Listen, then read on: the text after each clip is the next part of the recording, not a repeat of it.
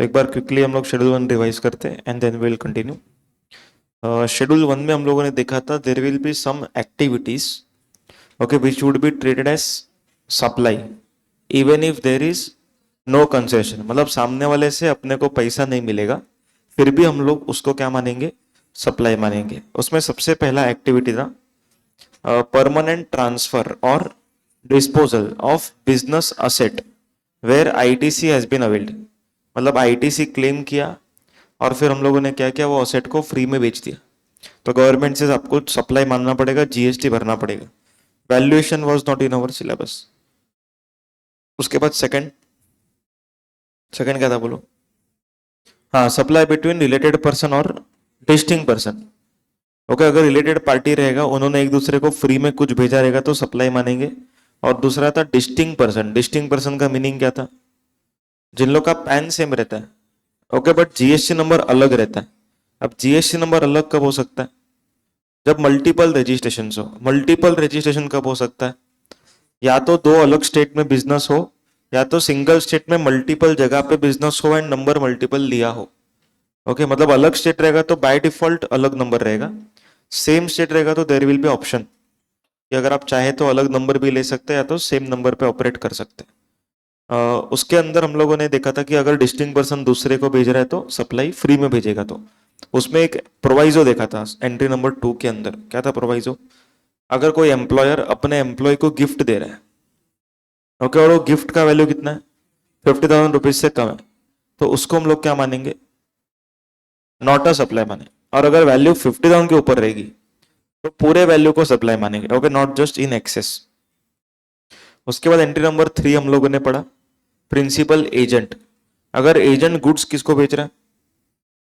Recipient को बेच रहा है, ओके, दैट इज कस्टमर को। तो यहां पर हम लोग को क्या देखना है कि वो एजेंट किसके नाम से इनवॉइस इशू कर रहा है। अगर एजेंट इनवॉइस इशू कर रहा है खुद के नाम से, मतलब वो खुद को क्या रिप्रेजेंट कर रहा है? सप्लायर। तो अगर वो खुद सप्लायर है तो उसने कभी तो परचेस करना चाहिए। तो प्रिंसिपल ने जो उसको भेजा रहेगा उसको हम क्या मान लेंगे? सप्लाई। और सेकंड ट्रांजेक्शन उसके अंदर ही हमने देखा था, अगर एजेंट अपना रिसिपिएंट को प्रिंसिपल के नाम से बिल बना के बेचता है तो यहां पर हम लोग प्रिंसिपल एजेंट के ट्रांजेक्शन को सप्लाई नहीं मानते। क्लियर है क्या यहां तक? Okay. Fourth transaction, fourth entry, यानी शेड्यूल 1 का लास्ट होगा।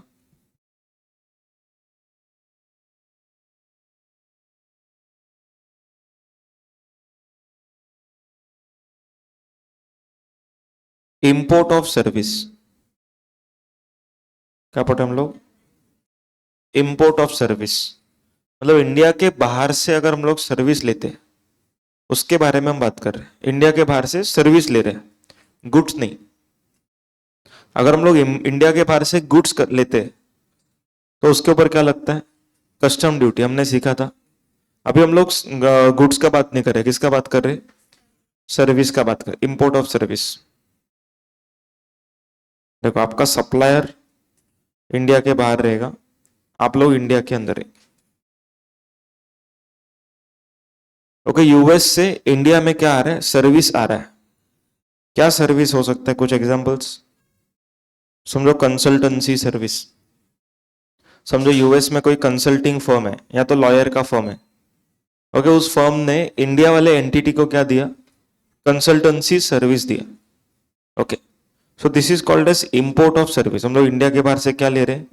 सर्विस ले रहे हैं। ओके, अभी हम लोग जो अभी जो पॉइंट कर रहे हैं at present current point, it is coming from schedule 1। और शेड्यूल 1 का हेडिंग क्या रहता है बोलो? हाँ, सप्लाई विदाउट कंसिडरेशन। ओके, मतलब इंडिया के बाहर से कुछ सर्विस आ रहा है बट हम लोग पे नहीं कर रहे होंगे।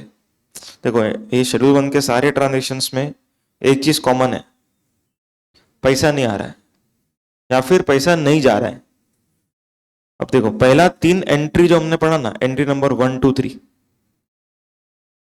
एंट्री नंबर 1 2 3 जो हम लोगों ने पढ़ा, ये तीनों एंट्रीज सेल के एंगल से था। देखो, एंट्री नंबर 1 में हम लोग क्या कर रहे थे? परमानेंट ट्रांसफर और disposal of business asset where ITC has been availed, मतलब हम लोग कुछ बेच रहे थे, कुछ दे रहे थे। सेकेंड एंट्री में सप्लाई टू रिलेटेड पर्सन और डिस्टिंक्ट पर्सन, मतलब इस बार भी हम लोग कुछ दे रहे थे, principal agent. Okay, principal agent को सामान भेज रहा था, मतलब कि every point which we covered till now 1 2 3, okay, तीनों पॉइंट कैसे थे? सेल पर्सपेक्टिव से थे, यस। लेकिन ये वाला पॉइंट थोड़ा अलग बात करने वाला है।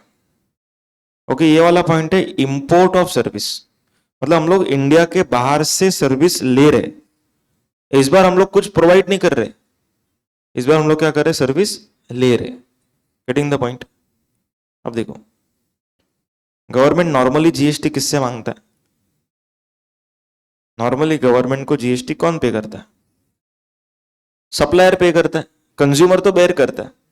ओके, बट गवर्नमेंट तक कौन पहुंचाता है? सप्लायर। अभी ये वाला ट्रांजेक्शन देखो, इसमें सप्लायर किधर है? यूएस में। तो Indian government will not take effort to visit US to collect tax from that supplier. देखो, नॉर्मली गवर्नमेंट को जीएसटी तो सेलर ने देना चाहिए ना। एंट्री नंबर 1 2 3 में सेलर कहां पर था? इंडिया के अंदर था, इसीलिए 1 2 3 में हम लोग सेल साइड बात किए। अभी चौथा एंट्री में क्या हो रहा है? सेलर बाहर है, तो गवर्नमेंट किसको रिस्पॉन्सिबल ठहराएगा जीएसटी भरने के लिए? इंडिया वाले को। आ रहा है कुछ समझ में? अब देखो, नॉर्मली रिसिपिएंट अपने सेलर को जीएसटी का पैसा भी देता है, जैसे आप लोगों ने क्लास को जीएसटी का अमाउंट के साथ फीस पे किया, बराबर। लेकिन यहां पर गवर्नमेंट इस इंडिया वाले पर्सन को क्या बोलती है? तुम जीएसटी के साथ इसको पेमेंट मत करो। अगर समझो इसने आपको 1 लाख का सर्विस दिया ना, तुम इसको 1 लाख ही देना। आ रहा है कुछ समझ में? नॉर्मली कैसा होता है, सप्लायर कितना पैसा मांगता है? Basic plus GST. लेकिन इस बार गवर्नमेंट ने स्पेसिफिकली क्या बोला? तुम उसको कितना रुपया देने का? सिर्फ बेसिक अमाउंट ही देने का, और जो जीएसटी है ना, इसके हाथ में नहीं देना, क्योंकि तुम इसके हाथ में दोगे तो हम इससे ले कैसे पाएंगे? तो गवर्नमेंट ने क्या बोला? यूएस वाले को आप लोग कितना रुपया दो? बेसिक अमाउंट, जीएसटी उसके हाथ में नहीं देने का। तो गवर्नमेंट सेड जीएसटी हम लोग को डायरेक्टली लेके आओ। तो यहां पर इंडियन गवर्नमेंट को जीएसटी हमें पहुंचाना पड़ेगा 18,000। This is called as RCM. इसको क्या बोलते हैं? RCM, reverse charge mechanism. क्या बोलेंगे इसको? Reverse charge mechanism. Forward charge मतलब क्या होता है? Seller pays GST. Forward charge मतलब फॉरवर्ड, सामने जो कस्टमर होता है उससे चार्ज करता है, फॉरवर्ड चार्ज। रिवर्स चार्ज में क्या होता है? हम लोग चार्ज नहीं कर सकते किसी को, हमें ही पे करना है। ओके, तो यहां पर इंडिया वाला पर्सन विल पे जीएसटी। अब ये जीएसटी कब भरेगा मालूम है?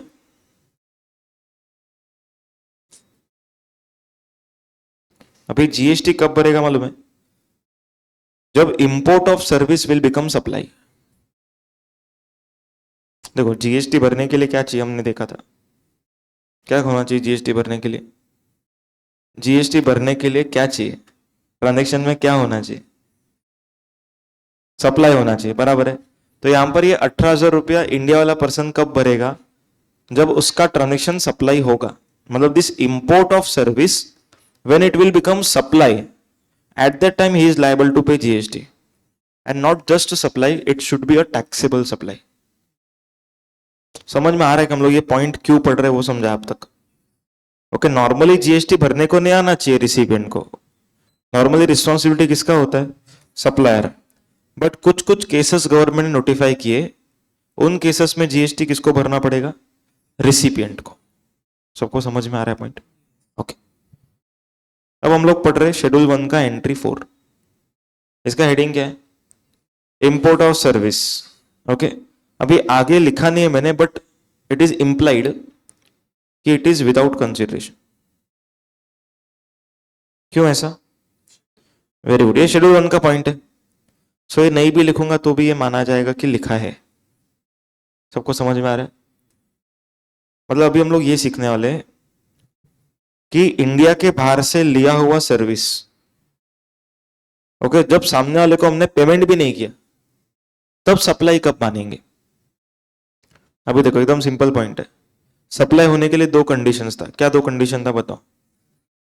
Consideration and business. ये नॉर्मल कंडीशन था, बिजनेस पर्पस, ये नॉर्मल कंडीशंस था। ओके, अब मेरे को बताओ इन दोनों में से कौन सा कंडीशन इधर प्रेजेंट नहीं होगा? कंसिडरेशन, तो मैं तो इसको हटा देता हूं, बराबर। अब इंडिया के बाहर से फ्री में कौन दे सकता है अपने को कोई चीज? Related person. देखो इंडिया वाले एक दूसरे को फ्री में नहीं देते, तो बाहर वाला देगा क्या फ्री में? कुछ नहीं देगा, तो यहां पर रिलेटेड पर्सन होना जरूरी है। मतलब गवर्नमेंट से दो कंडीशन फुलफिल होएगा तो हम लोग इसको क्या मान लेंगे? सप्लाई। क्या दो कंडीशन है? Condition number one, related party होना चाहिए। Consideration number condition number two, business होना चाहिए। आया कुछ समझ में? मतलब रिलेटेड पार्टी एंड बिजनेस, ये दोनों कंडीशन फुलफिल हुआ तो हम लोगों ने भले सामने वाले को कुछ भी पे नहीं किया, फिर भी इसको क्या मानेंगे? सप्लाई मान लेंगे। Getting the point? आ रहा है समझ में? ओके। अभी रिलेटेड पार्टी का डेफिनेशन के अंदर ना एक पॉइंट आता है जिसको बोलते हैं फैमिली।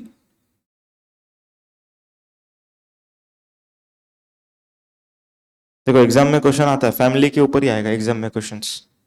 ओके, कि वो अपना फैमिली मेंबर है कि नहीं, क्योंकि उससे अगर अपने सर्विस लिया ओके तो रिलेटेड पार्टी हो जाएंगे, और रिलेटेड पार्टी हो जाएंगे तो बिजनेस पर्पज रहेगा तो सप्लाई। ओके, कुछ एग्जांपल्स देता हूं इसके बाद, सुनो। ओके, इसमें लिखा है spouse and children. Okay, spouse and children, ये दोनों जन क्या माने जाएंगे हमेशा? हाँ, ये दोनों जन हमेशा फैमिली का पार्टी माने जाएंगे। मतलब ये दोनों जन हमेशा क्या होंगे? Related party. ओके, स्पाउस मतलब जोड़ीदार, और चिल्ड्रन बच्चे, खुद की स्पाउस। ओके, तो खुद की स्पाउस और खुद के बच्चे ओके क्या माने जाएंगे? फैमिली माने जाएंगे, और ये लोग रिलेटेड पार्टी होंगे। क्लियर है सब लोग को? ओके, और यहां पर लिखा है parents, okay, grand parents, brothers and sister, ये लोग कब रिलेटेड माने जाएंगे? जब ये लोग डिपेंडेंट होंगे तब रिलेटेड होंगे।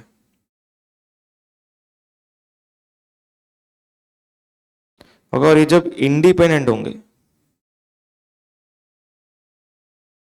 तो ये लोग not related party, unrelated party. आ रहा है समझ में? देखो अभी ना इसको इस डेफिनेशन के अंदर एक पॉइंट है। अभी इधर क्या लिखा है? पेरेंट्स, मतलब सन के लिए parent okay would be related when parent is dependent on that son, लेकिन पेरेंट के लिए son would always be related. समझा पॉइंट क्या बोला? मतलब फादर के एंगल से देखेंगे तो children is always related party, लेकिन चिल्ड्रन के एंगल से देखेंगे तो हाँ, फादर अगर डिपेंडेंट है तो फिर रिलेटेड, अदरवाइज अनरिलेटेड। समझ में आ रहा है पॉइंट? ओके, अभी एग्जाम में क्वेश्चन कैसे आते हैं देखो। ओके, एग्जाम में पूछेंगे कि अ, आपका भाई यूएस में रहता है, ओके, उसने आपको सर्विस दिया, legal service for divorce. Okay, क्या क्वेश्चन है देखो।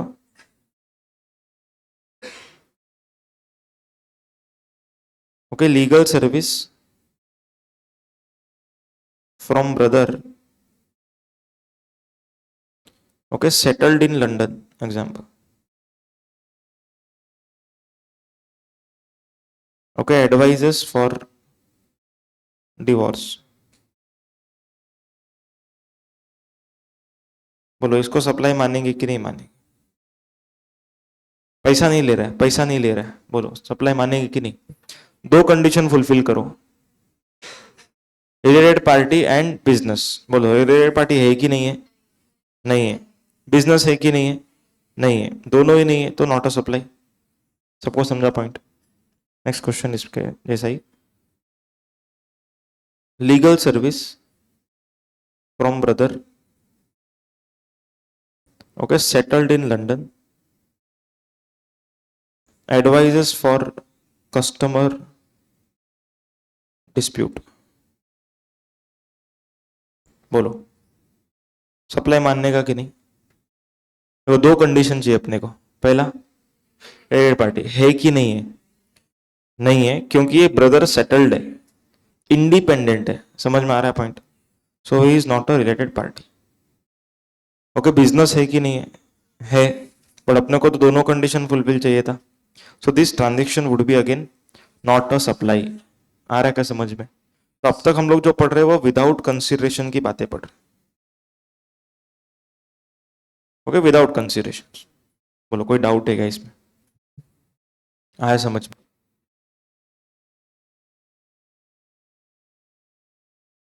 हाँ, रिसिपिएंट का, रिसिपिएंट का बिजनेस है कि नहीं वो देखने का। ओके, और जब हम लोगों ने सप्लाई सीखा था ना, कंसिडरेशन प्लस बिजनेस, तब सप्लायर के एंगल से देखने का। मतलब इन शॉर्ट, जिसको टैक्स भरना है उसके एंगल से देखने का। ठीक है? ओके, बोलो कुछ डाउट।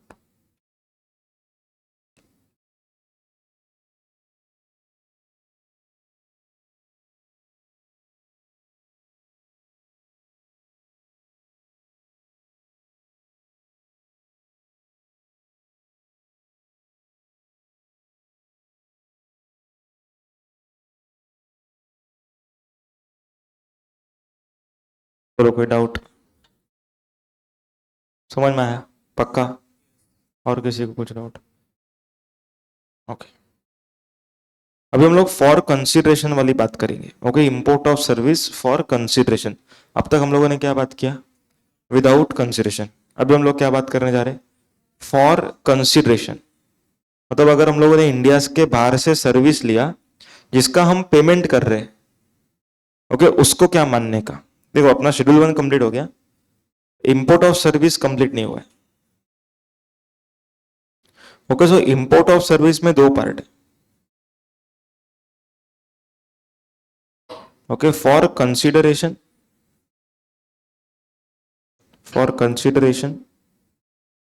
एंड दूसरा विदाउट कंसिडरेशन, ऐसे दो पार्ट है।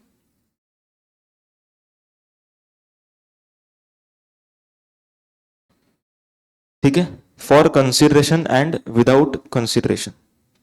अब विदाउट कंसिडरेशन का हम लोगों ने पढ़ लिया। ओके, क्या था? बोलो, कब सप्लाई माना जाएगा? बोलो बोलो। जब रिलेटेड पार्टी होगा और बिजनेस पर्पस होगा, तब हम लोग क्या मान लेंगे इसको? सप्लाई। Clear everyone? ओके, अब फॉर कंसिडरेशन में government says it will be always supply. क्या मानेंगे? बोलते ऑलवेज सप्लाई, हमेशा सप्लाई मानने का बोलते। ओके, ऑलवेज सप्लाई मतलब समझो आपने अगर घर का इंटीरियर डेकोरेशन करवाया, ओके, दुबई के किसी इंटीरियर डेकोरेटर से, तो भी क्या मानने का? सप्लाई। ओके, कुछ भी अगर आपने किया तो भी सप्लाई, एनीथिंग। ओके, अभी गवर्नमेंट ने इसको सप्लाई क्यों बोला है वो समझते। देखो, ऑलवेज सप्लाई बोला है, बट ऐसा नहीं बोला ऑलवेज टैक्स भरो। समझ में आ रहा है पॉइंट? ऑलवेज सप्लाई बोला, ऑलवेज टैक्स भरो नहीं बोला। समझ में आ रहा है पॉइंट? तो गवर्नमेंट क्या बोलता है, एग्जेम्पशन चैप्टर जब हम लोग सीखेंगे, एग्जेम्पशन चैप्टर जो अभी नहीं, मतलब अभी है बट जो पॉइंट हम अभी सीख रहे हैं वो अभी नहीं, वो फाइनल लेवल का पॉइंट है। ओके, तुम लोग के बुक में मेंशन किया हुआ है। चलो, अभी गवर्नमेंट एग्जेम्पशन देता है कुछ कुछ सर्विसेज में। क्या देता है? एग्जेम्पशन। एग्जेम्पशन मतलब टैक्स नहीं भरने का। सप्लाई होगा बट टैक्स नहीं भरने का। ठीक है, अभी यहां तक हम लोग को पढ़ के क्या फील हो रहा है? सप्लाई भरना है, सप्लाई माना जाएगा और टैक्स भरना है, ऐसा हम लोग को फील आ रहा है। लेकिन गवर्नमेंट ने आगे क्या दिया हुआ है? एग्जेम्पशन दिया हुआ है। अब एग्जेम्पशन में ये लिखा है, personal services, okay, would be exempt. Personal services would be exempt except except OIDR service, except OIDR service. अभी OIDR क्या होता है? Online information database access retrieval service. In simple words, online information service. अभी online information मतलब क्या होता है समझते? Online information means Netflix, Amazon prime, okay, ये सब सर्विस को हम लोग क्या बोलते हैं? Online information service. अब गवर्नमेंट ने क्या लिखा है देखो, पर्सनल लेवल पे अगर हमने सर्विस इंपोर्ट किया, मतलब इंडिया के बाहर से इंपोर्ट किया, और उसको हम लोग यूज किसके लिए कर रहे हैं? पर्सनल चीज के लिए, पर्सनल चीज के लिए। तो गवर्नमेंट बोलती है ये सब सर्विस क्या रहेगा? Exempt, no tax. Government will not collect any tax. लेकिन गवर्नमेंट टैक्स कलेक्ट करेगा, किसके ऊपर करेगा बोलते? ऑनलाइन इंफॉर्मेशन पे टैक्स कलेक्ट करेगा। किस पे टैक्स कलेक्ट करेगा? ऑनलाइन इंफॉर्मेशन पे कलेक्ट करेगा। अभी जैसे नेटफ्लिक्स, ओके, अपन ने सब्सक्रिप्शन लिया, बराबर। अभी नेटफ्लिक्स का सब्सक्रिप्शन हम लोग लेते हैं तो ये हमारा बिजनेस है कि पर्सनल है? पर्सनल है। अभी इंडिया के बाहर नेटफ्लिक्स बैठ के या तो गूगल बैठ के, Amazon प्राइम बैठ के, ओके, दुनिया भर का पैसा कमा रहे। तो गवर्नमेंट का इंटेंशन क्या है? गूगल को बोलो कि भाई तुमको टैक्स भरना है, छोड़ दो, गूगल को छोड़ दो, ये सर्विस पे टैक्स लगना चाहिए। ये गवर्नमेंट का इंटेंशन है। क्या इंटेंशन है? ये सर्विस पे क्या लगना चाहिए? टैक्स लगना चाहिए। समझ में आ रहा है पॉइंट? बाकी सब सर्विस को साइड कर दो, कौन से सर्विस पे टैक्स लगाने का इंटेंशन है? Online information service. एग्जाम्पल्स मैंने दिया, क्या था एग्जाम्पल? नेटफ्लिक्स और Amazon प्राइम। तो गवर्नमेंट ने क्या रूल बनाया देखो, गवर्नमेंट ने पहले ही नहीं लिख दिया all personal services are not a supply. Government ने पहले क्या लिखा? Everything is supply. एवरीथिंग, चाहे पर्सनल के लिए लो या बिजनेस के लिए लो, everything would amount to supply. समझा पॉइंट? और बाद में एग्जेम्पशन दिया गवर्नमेंट ने। किसको एग्जेम्पशन दिया? पर्सनल सर्विस को, एक को छोड़ के, ऑनलाइन इंफॉर्मेशन। समझ में आया पॉइंट? मतलब गवर्नमेंट का इंटेंशन क्या रहा होगा वो सोचो। गवर्नमेंट ने क्या सोचा होगा, किसके ऊपर टैक्स चाहिए हम लोग को? ऑनलाइन इंफॉर्मेशन पे चाहिए। और ऑनलाइन इंफॉर्मेशन पे टैक्स मिलना चाहिए, उसके लिए पहले उसको क्या बोलना पड़ेगा? सप्लाई। और फिर हम लोग उसको एग्जेम्पशन नहीं देंगे, मतलब वो क्या बन जाएगा? Taxable supply. समझ में आया सब लोग को? सो बिजनेस और पर्सनल दोनों ट्रांजेक्शन को क्या मानने का? पहले सप्लाई। पर्सनल ट्रांजेक्शन को क्या मानने का? फिर एग्जेम्प्ट सप्लाई, एक को छोड़ के ऑनलाइन इंफॉर्मेशन। आ रहा है समझ में? ओके। अब ऑनलाइन इंफॉर्मेशन पे टैक्स कौन भरेगा? तो गवर्नमेंट ने बोला देखो, अभी नॉर्मली इंपोर्ट ऑफ सर्विस करते हो, टैक्स कौन भरता है? सप्लायर की रिसिपेंट? रिसिपेंट। लेकिन अगर Amazon प्राइम इंडिया के बाहर है, ओके, वो इंडिया के 1 करोड़ पॉपुलेशन को सर्विस दे रहा है, ओके, सब्सक्रिप्शन फीस चार्ज कर रहा है, ओके, अभी 1 करोड़ लोग टैक्स भरेंगे क्या? भर सकते हैं क्या अपन सब टैक्स? नहीं भर सकते। तो गवर्नमेंट ने क्या बोला? Amazon प्राइम, आपको इंडिया में आके टैक्स भरना पड़ेगा under forward charge, okay, mandatory registration. देखो सिंपल चीज है, गवर्नमेंट ने क्या बोल दिया? पहले टैक्स लगा, मतलब टैक्स लगेगा, इतना बोला। अब टैक्स लगेगा, उसके बाद नेक्स्ट क्वेश्चन क्या होना चाहिए? कौन भरेगा? देखो, सप्लायर भरेगा या तो रिसिपेंट भरेगा।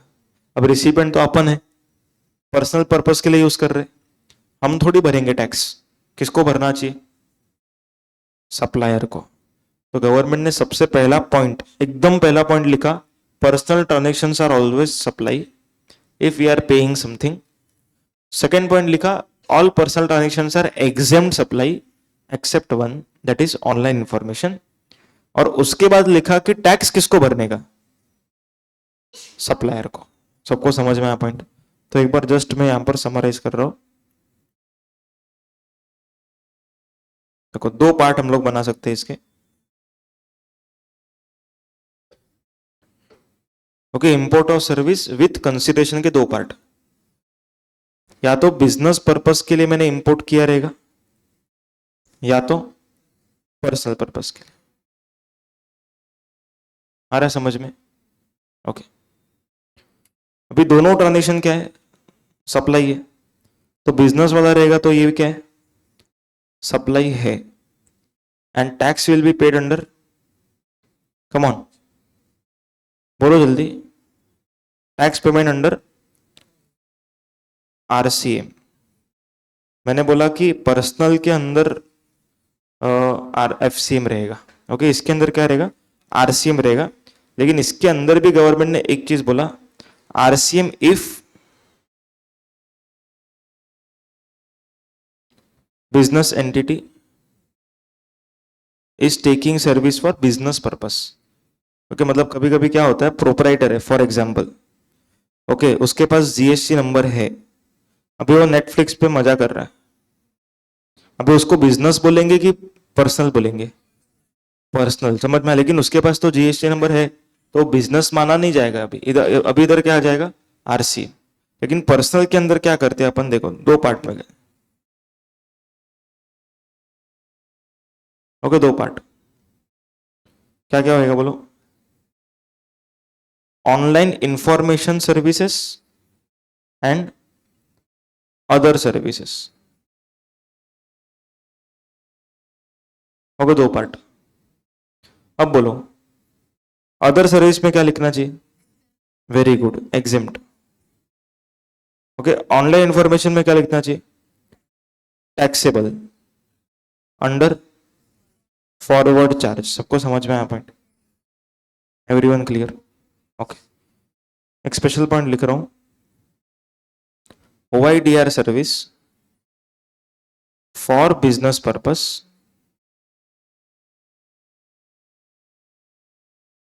Bye unregistered business entity is under forward charge. ये क्या लिखा है देखो, अगर कोई बिजनेस एंटिटी है, उसके पास जीएसटी नंबर नहीं, ओके, उसके पास जीएसटी नंबर है ही नहीं, जैसे समझो cyber cafe, okay, cyber cafe के पास से जीएसटी नंबर नहीं है, पर वो बिजनेस एंटिटी तो है, तो किधर फॉल करेगा, पर्सनल में कि बिजनेस में, बिजनेस में, ओके, जीएसटी नंबर नहीं है उसके पास।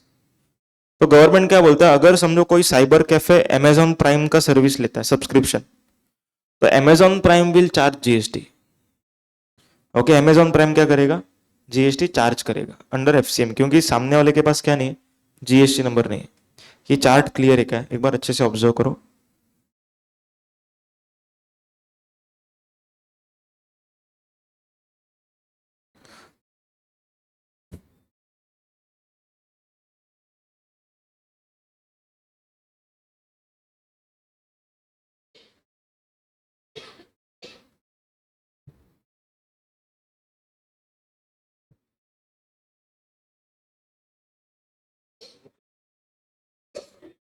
तो नंबर नहीं है तो भी आपको जीएसटी भरना पड़ेगा, रिवर्स होगा, बट नंबर लेके आपको टैक्स भरना पड़ता है। ओके, गवर्नमेंट ने एक प्रोविजन लिखा है, अगर आप लोग के पास जीएसटी नंबर नहीं है, बट लॉ में आपको बोला है टैक्स भरना है, तो आपको नंबर लेके भरना पड़ेगा टैक्स। ओके, ऐसा हम लोग नेक्स्ट चैप्टर में सीखेंगे। ये चार्ट अच्छे से करो, इसके बाद मैं कुछ क्वेश्चंस देने वाला हूँ इस चार्ट के बेसिस पे।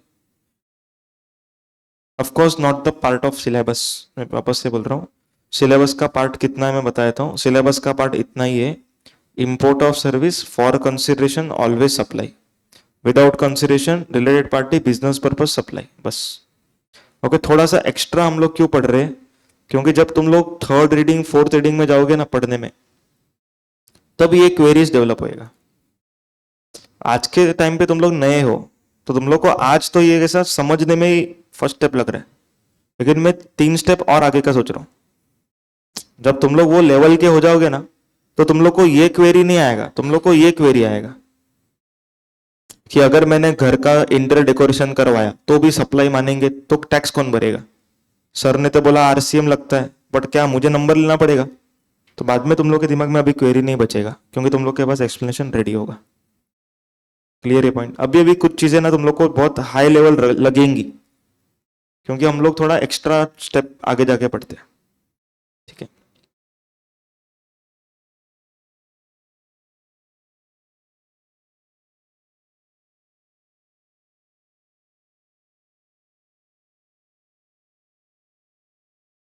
नहीं, मीटिंग्स नहीं आएगा। उसका डेफिनेशन है आईजीएसटी एक्ट में। हाँ, पर वो इंटर में नहीं, फाइनल में।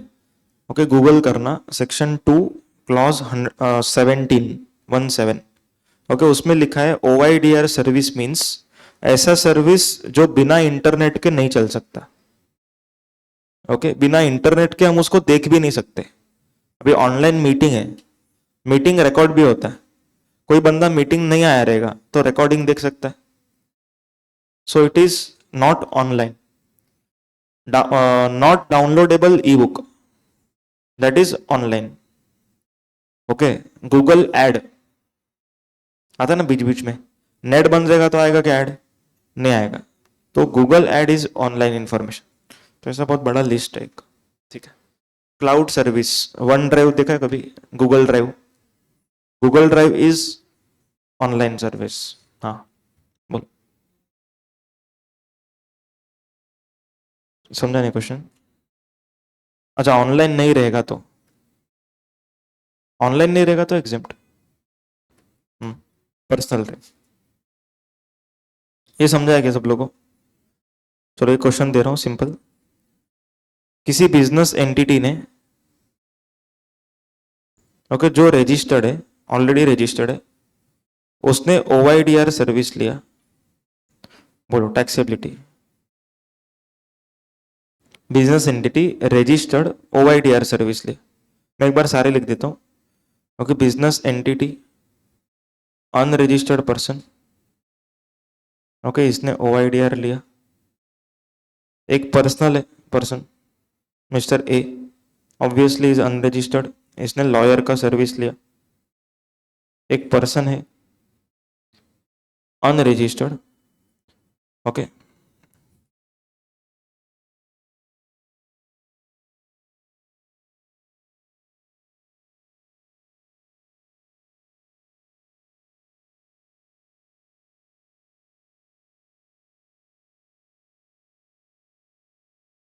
देखो ये पर्सन लिखा है, बट जैसे ही वो बिजनेस के लिए सर्विस ले रहा है तो बिजनेसमैन हो जाएगा वो।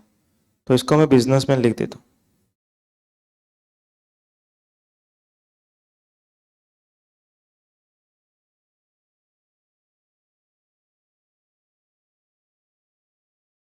चलो बताओ कौन सा किधर टैक्स होगा। देखो मैं वापस एक बार चार्ट रिपीट कर देता हूँ, उसके बाद तुम लोग करना। इंडिया के बाहर से कुछ सर्विस लिया किसी बिजनेसमैन ने, ओआईडीआर रहेगा तो हम लोग को चेक करना पड़ेगा कि वो रजिस्टर्ड है कि अनरजिस्टर्ड। अगर ओआईडीआर नहीं रहा so always taxable under RCM. अगर ओआईडीआर रहा तो क्या चेक करेंगे? रजिस्टर्ड है कि नहीं है। रजिस्टर्ड रहेगा तो आरसीएम, अनरजिस्टर्ड रहेगा तो एफसीएम, मतलब कि जो अमेजोन है ना वो खुद ही टैक्स भरेगा। ठीक है, उसके बाद पर्सनल पर्पस, पर्सनल रहेगा तो, हाँ पर्सनल रहेगा तो हम लोग को चेक करना है कौन सा सर्विस है। ओआईडीआर रहेगा तो ऑलवेज एफसीएम, क्योंकि हम तो टैक्स नहीं भर सकते। और अदर सर्विसेज रहेगा तो फिर एग्जेम्प्ट। समझा यहां तक? ओके, ये वाला ट्राई करो। बोलो रजिस्टर्ड है, ओआईडीआर है, फटाफट। टैक्सेबल है अंडर आरसीएम, क्योंकि रजिस्टर्ड है तो टैक्स भर सकता है। बिजनेस है, अनरजिस्टर्ड है, ओआईडीआर है, एफसीएम। सबको समझ में आ रहा है? ओके, पर्सन है अनरजिस्टर्ड है, लॉयर का सर्विस लिया उसने फैमिली डिस्प्यूट के लिए, एग्जेम्प्ट, क्योंकि पर्सनल है और अदर्स है। बिजनेस है अनरजिस्टर्ड है, उसने लॉयर का सर्विस लिया बिजनेस के लिए, पर अनरजिस्टर्ड है ये तो। हाँ, रजिस्ट्रेशन लेके भरना पड़ेगा। ओके, गवर्नमेंट ने बोला कंपलसरी भरना पड़ेगा, तो यहां पर RCM, but by taking registration.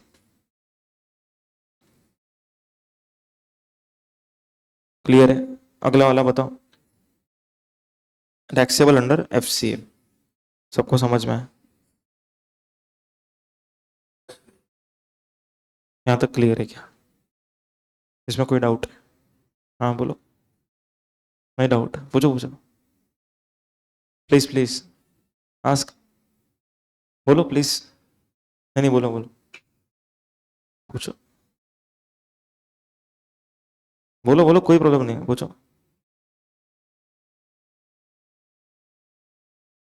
हाँ बोलो बिंदास, नहीं तो आगे बिठाऊंगा, जल्दी बोलो, फिर डाउट पूछ लो फटाफट। कुछ भी नहीं डाउट? ओके, चलो सबको समझ में आ गया ये? हाँ हाँ।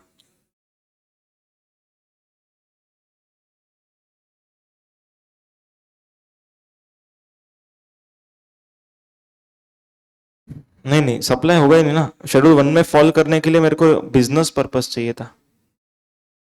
शेड्यूल वन में बिजनेस प्लस रिलेटेड था। चलो सबको समझ में आया यहाँ तक? क्लियर है? Done.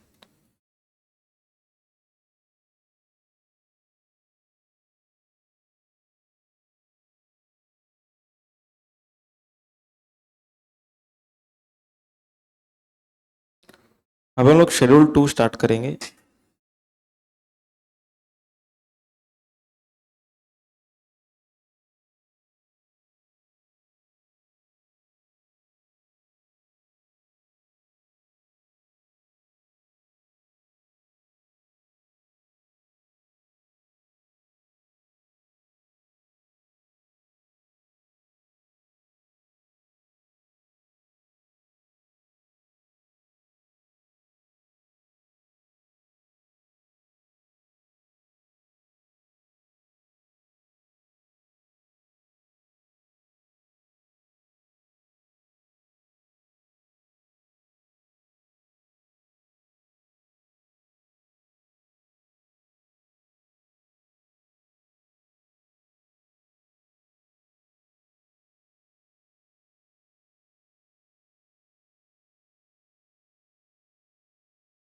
सुनो अभी, अब स्टार्टिंग विथ शेड्यूल टू, अपना शेड्यूल वन कंप्लीट हो गया। देखो हम लोगों ने अब तक जो भी सीखा ना अब तक, वो सब हम लोगों ने क्या सीखा? Whether our activity will be supply और नॉट। ओके, अब तक जो भी सीखा उसका अल्टीमेट ऑब्जेक्टिव क्या था? सप्लाई मानेंगे कि नहीं मानेंगे? कब मानेंगे? कंसिडरेशन होगा प्लस बिजनेस होगा। ओके, तब हम लोग को क्या मानना है उसको? सप्लाई। कंसिडरेशन नहीं होगा तो चार एक्टिविटी पढ़ाया था। ओके, और अगर बिजनेस नहीं है तो भी सप्लाई कब मानते? एक ही ट्रांजेक्शन है जो हमने अभी अभी सीखा, import of service for consideration. अगर हम लोग इंडिया के बाहर पे कर रहे हैं तो चाहे हमारा पर्सनल हो चाहे हमारा बिजनेस हो, दोनों को सप्लाई मानते। टैक्सेबिलिटी नहीं लाते उधर। ओके, टैक्सेबिलिटी बाद में होता है, लेकिन सप्लाई तो पहले माना जाएगा उसको। ओके, अभी हम लोग जो सीखने वाले, it is whether our activity should be treated as goods और सर्विस। ठीक है, अभी हम लोग का पर्पस क्या है? गुड्स है कि सर्विस है ये जानना पर्पस है। सप्लाई है कि नहीं ये नहीं जानना है, ये हो गया। ओके, और उसके बाद हम लोग क्या सीखने वाले? कौन सा एक्टिविटी सप्लाई नहीं है। तो कौन सा एक्टिविटी सप्लाई है वो हो गया। अभी हम लोग पढ़ने जा रहे हैं गुड्स है कि सर्विस है, और इसके बाद क्या पढ़ने जाएंगे? सप्लाई कौन सा एक्टिविटी को नहीं माना जाएगा, नॉट अ सप्लाई। ओके, तो टोटल तीन चीजें, schedule one, schedule two, schedule three. Schedule one is activities to be supply even if there is no consideration. Schedule two अभी जो सीखने वाले, गुड्स या service. And schedule three not a supply. तीन schedules. Schedule two, okay, self explanatory schedule. Okay, यहां पर मैंने hide किया हुआ है इसको। ओके, चलो सुनो, अभी अपने को ना खाली डिस्कस करना है कि इसको गुड्स मानना चाहिए कि सर्विस मानना चाहिए। ठीक है, एकदम सिंपल है, पढ़ के ही समझ में आएगा वैसा है। सबसे पहला, transfer of title in goods. अगर हम लोगों ने किसी को गुड्स का ओनरशिप दे दिया, इसको क्या मानेंगे? गुड्स मानेंगे कि सर्विस मानेंगे? गुड्स मानेंगे। ओके, अगर हम लोगों ने हायर परचेज पे किसी को कुछ सामान दिया, ओके, हायर परचेज मतलब हम लोगों ने गुड्स ही बेचा है। ओके, लेकिन पैसा कैसे आएगा? इंस्टॉलमेंट सिस्टम पे आएगा। ओके, लास्ट इंस्टॉलमेंट में ओनरशिप जाएगा उसको। मतलब अल्टीमेट ऑब्जेक्टिव तो ओनरशिप ट्रांसफर करना ही है, तो इसको क्या मानेगा? गुड्स। सबको समझा?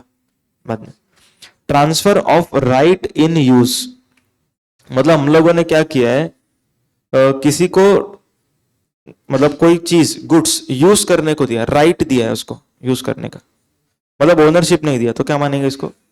सर्विस। उसके बाद लीज, टेनेंसी राइट्स। ओके, और लेटिंग आउट, ट्रीटमेंट और प्रोसेस, सर्विस, क्योंकि हम लोग क्या कर रहे हैं, किसी को भाड़े पर जगह वगैरह दे रहे।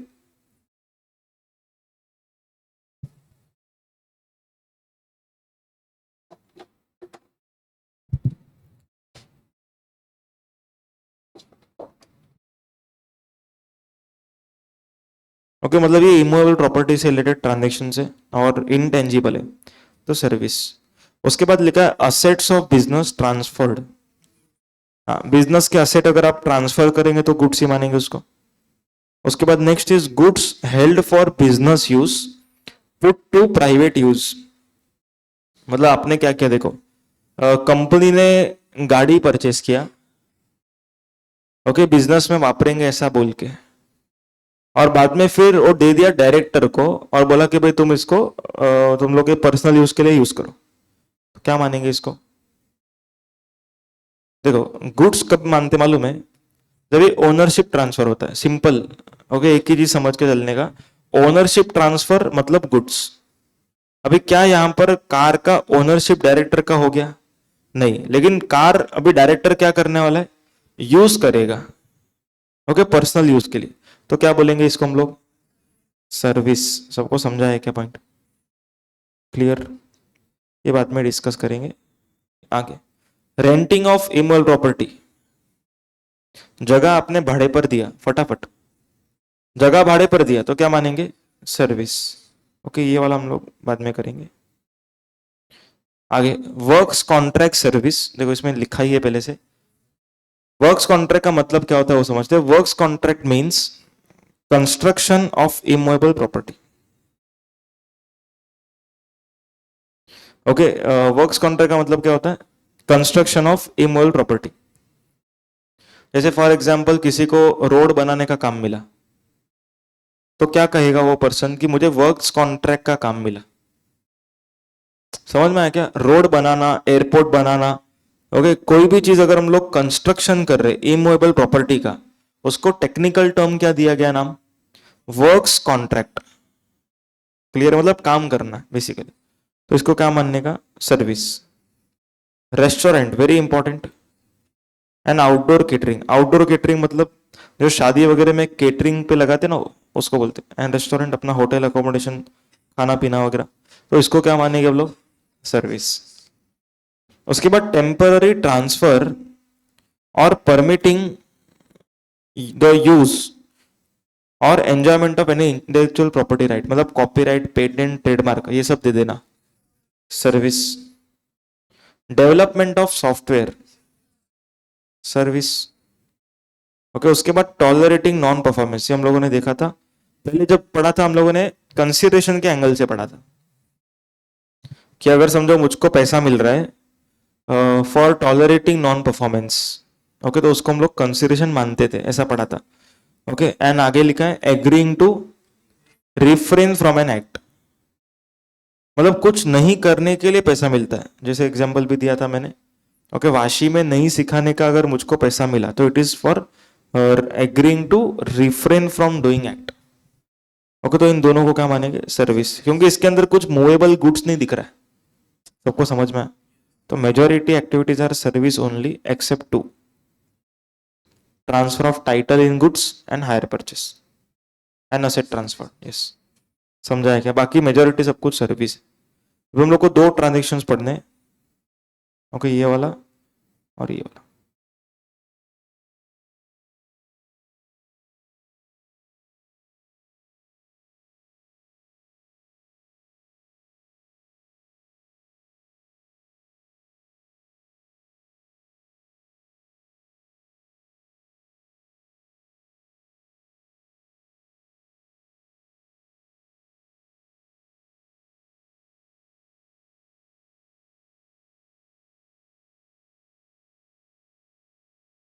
ओके, देखो, अभी इसमें कैसा है कि गवर्नमेंट, तो क्वेश्चन ये है कि रेस्टोरेंट को गुड्स क्यों नहीं बोलते? देखो, रेस्टोरेंट को बोलते हैं composite supply of service. Actually में the term used is composite supply of service. अब कंपोजिट का मतलब क्या होता है? ऐसा चीज जिसको गुड्स भी लगने वाला है। Works contract, it is also composite supply of service. Okay देखो बेयर एक्ट में अगर हम लोग देखेंगे ना, ओके बेयर एक्ट,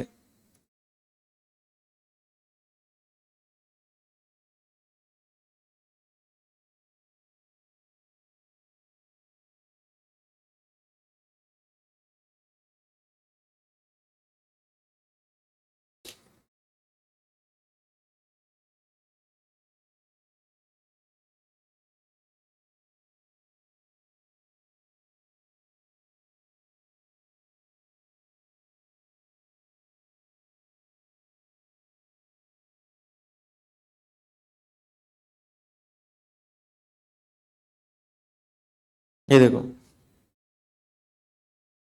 6 पॉइंट, देखो 6 पॉइंट, 6 पॉइंट का हेडिंग क्या है? Composite supply. कंपोजिट का मतलब होता है ये सर, ये जो ट्रांजेक्शन लिखे है ना, इसमें गुड्स भी यूज होगा और सर्विस भी यूज होगा, फिर भी इसको सर्विस मानेंगे, क्योंकि हम लोग का main intention is to get service. अगर समझो आप होटल में जाते हो, ओके, और होटल वाला बोलता है कि होटल के किचन में से जाके खाना ले लो, चलेगा?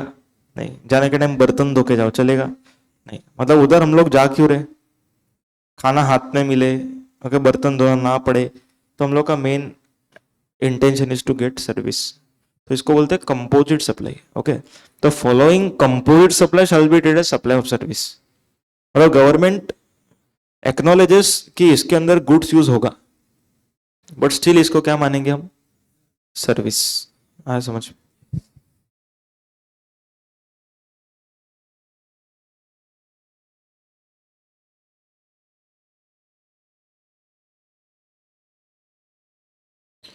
Okay, ceases to be taxable person.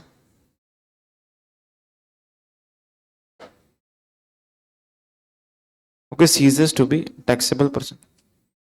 अब इसका मतलब क्या देखो, समझो हम लोग का बिजनेस चालू था और हम लोग का बिजनेस बंद हो गया। ओके, हम लोग रजिस्टर्ड थे, ओके, हम लोग बिजनेस कर रहे थे, हम लोग कौन थे? रजिस्टर्ड। और हम लोगों ने क्या कर दिया? अपना बिजनेस को बंद कर दिया।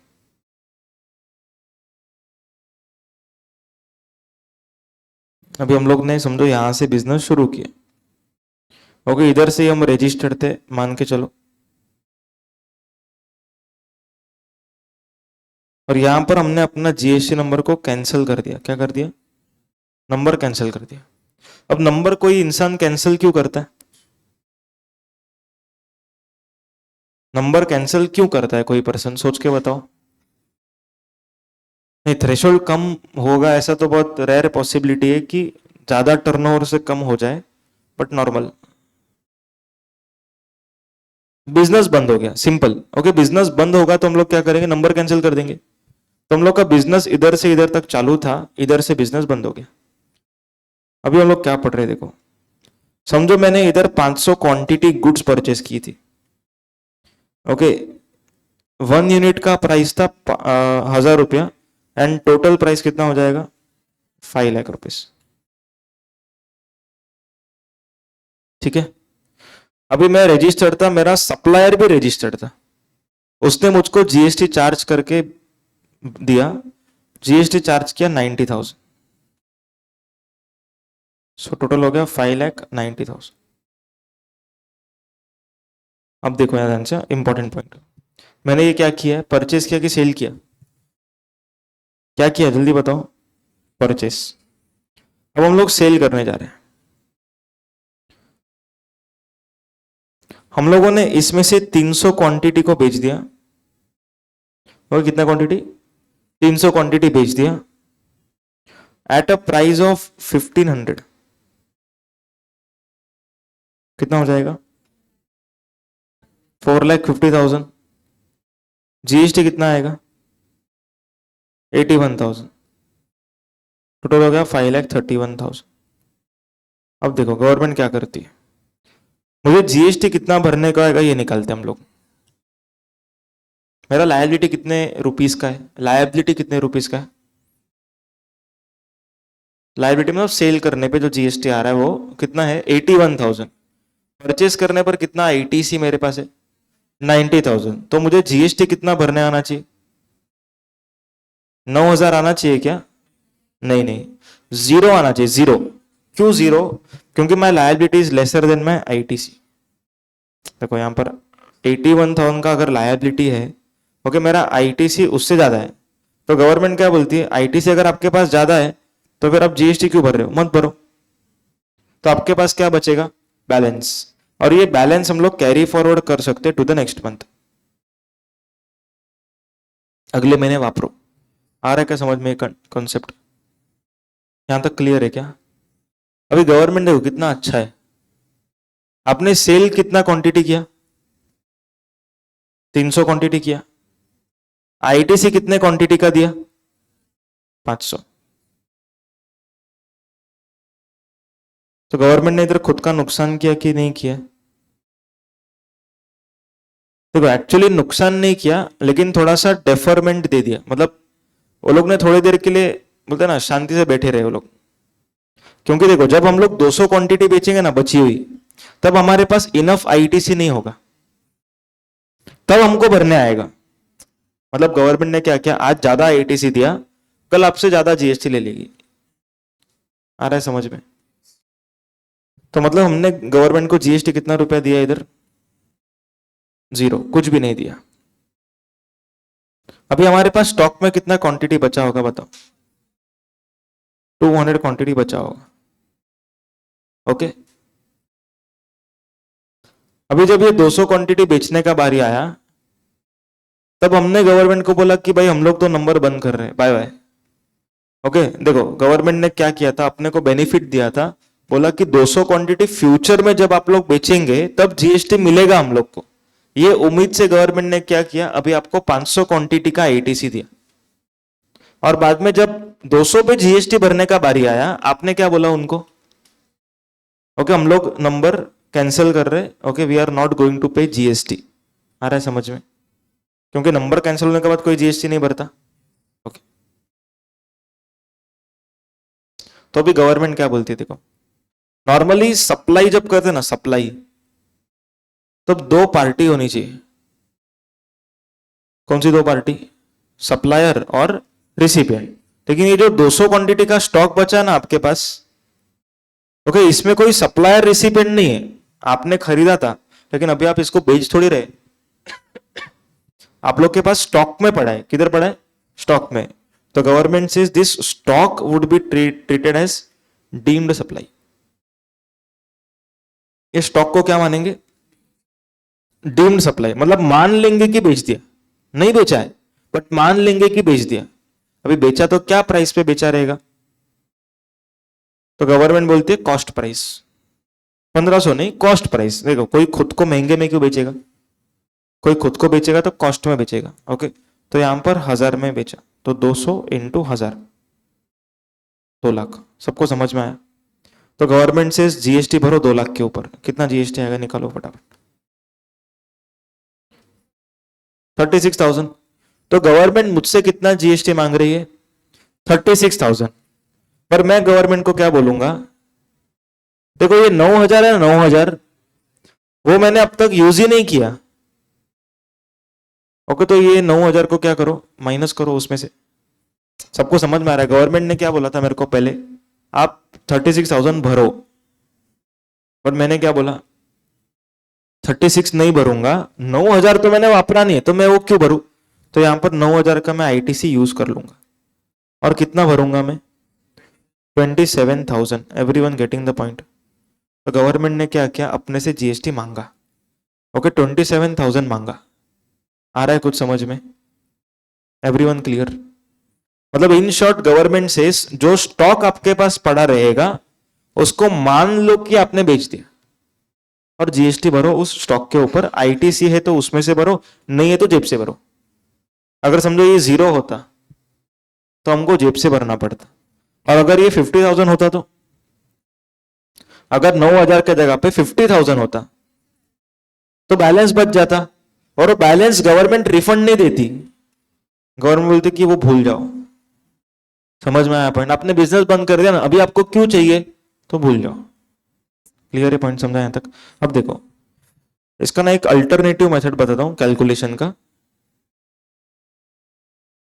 थोड़ी देर के लिए अजम्पशन में चलना है अपने को। अज्यूम करो कि गवर्नमेंट ये वाले सिचुएशन में अपने को सिर्फ 300 क्वांटिटी का ही आईटीसी दे रही होती। कितने क्वांटिटी का? ओके, 300 क्वांटिटी का ही आईटीसी दे रही होती, एग्जाम्पल। ओके, तो कितना जीएसटी भरने आता? Everyone calculate and tell. अगर गवर्नमेंट अपने को 300 क्वांटिटी का ही आईटीसी दे रही होती, क्योंकि हमने कितना क्वांटिटी बेचा है? 300। तो समझो 300 क्वांटिटी का आईटीसी दे रही होती, हम लोगों ने 1 यूनिट खरीदा था 1000 रुपए में। तो 300 क्वांटिटी का अगर आईटीसी देती तो कितना जीएसटी नेट भरने आता? नेट नेट कितना भरने आता होगा? तो 27,000। पर हम लोगों ने कितना भरा? 0 भरा था। इसीलिए गवर्नमेंट अपने से कितना मांग रही है? 27,000। आया समझ में क्या किया? मतलब हम लोग को नॉर्मली जितना भरने आता उतना भी हम नहीं भर रहे थे, तो इसीलिए गवर्नमेंट बोलते हैं नॉर्मली इतना भरना था उतना तो भरो तुम लोग एटलीस्ट। मतलब 300 पे लायबिलिटी भरो, 300 का आईटीसी, एटलीस्ट 27 तो आपके जेब से निकलना चाहिए। और वैसे कितना जा रहा था? 0। लेकिन अभी हम लोगों ने जो कैलकुलेशन किया उसके हिसाब से कितना आएगा? 27,000। Everyone getting the point? सबको समझ में आया? ओके, बोलो कोई डाउट? अब सुनो, इसके 2 एक्सेप्शन है। 2 एक्सेप्शन का इंटरप्रिटेशन क्या होगा? ये जो स्टॉक है ना, ओके, स्टॉक, इसको डीम सप्लाई नहीं मानेंगे। ओके, स्टॉक को डीम सप्लाई नहीं मानेंगे। नॉर्मली हम लोग ने क्या बोला था? स्टॉक पड़ा है तो क्या मानेंगे? Deem supply. लेकिन अभी हम लोग बोल रहे हैं डीम सप्लाई नहीं मानेंगे। Case number 1, business transferred as going concern. मतलब अगर आप लोगों ने ये पूरा बिजनेस किसी को बेच दिया, तो आपने जिसको बिजनेस बेचा है वो बंदा जब वो स्टॉक सेल करेगा तब जीएसटी भरेगा। समझो कि आप लोग ए हो, ओके, आपने बिजनेस बेचा बी को, तो गवर्नमेंट क्या बोलती है? जीएसटी कौन भरेगा इस बार? बी भरेगा। लेकिन कब भरेगा? जब बी उस गुड्स को सेल करेगा। आपको नहीं भरना है। किसको भरना है? आपके रिसिपेंट को भरना है जब वो स्टॉक को सेल करेगा। Second is business carried on by personal representative. Okay, personal representative. देखो, अगर समझो कि मैंने बिजनेस को किसी और को चलाने दिया है, तो गवर्नमेंट से आपने जिसको बिजनेस चलाने दिया है ना, उससे जीएसटी मांगेंगे, आपसे नहीं मांगेंगे। ओके, जिसको आपने बिजनेस चलाने को दिया हम उससे मांग लेंगे, लेकिन कब मांगेंगे? जब वो सेल करेगा। समझ में आया क्या पॉइंट? Everyone clear? अभी सुनो इंपॉर्टेंट पॉइंट, जो 9,000 बचा था ना, ये 9,000 गवर्नमेंट से जब आप बिजनेस किसी को ट्रांसफर कर दोगे तो ये 9,000 भी आप उसको दे सकते हो। देखो, आप बिजनेस बंद नहीं कर रहे, आप लोग क्या कर रहे? बिजनेस किसी को ट्रांसफर कर रहे हैं। तो गवर्नमेंट क्या बोलती है? जो 9,000 है ना, ओके, वो 9,000 रुपया आप लोग क्या कर सकते हो? किसी जिसको भी आप बिजनेस दे रहे हो उसको ट्रांसफर कर सकते हो। सबको समझा पॉइंट? क्लियर है क्या? ठीक है, तो आज के लिए इतना ही।